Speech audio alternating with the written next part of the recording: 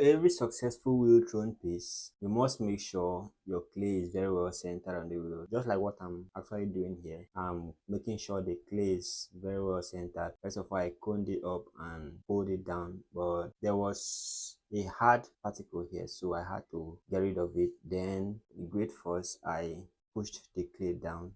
There are so many techniques when it comes to centering clay, so you might want to use the one that is more preferable for you. Immediately I was satisfied with the centered clay, I proceeded to opening it to the size of bowl I intend to produce. Then with my wooden rip tool, I smoothing the inside of the bowl. I don't like getting to trim the inside of the bowl, so I love doing everything when throwing the piece. I think this should be a better angle for me capturing the pulling process. So here, my hand in the inside of the bowl was pushing the clay, while the hand outside pull the pushed clay from the outside. That is, the hand on the inside is pushing the clay towards the outside, while the hand on the outside pull the pushed clay upwards. So in that way, you can achieve a successful pull. So that was repeated over and over and over again until I attained the height of bowl I intended producing on the wheel. So once you are done with that, the next stage is to take out the excess water that might still be inside the thrown piece while in the process of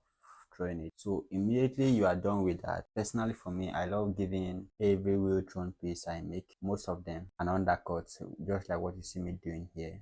Then after that, because the undercut actually helps when cutting out the piece from the wheel. So immediately I was done with that, I cut the piece out from the wheel and placed it on the board set for trimming.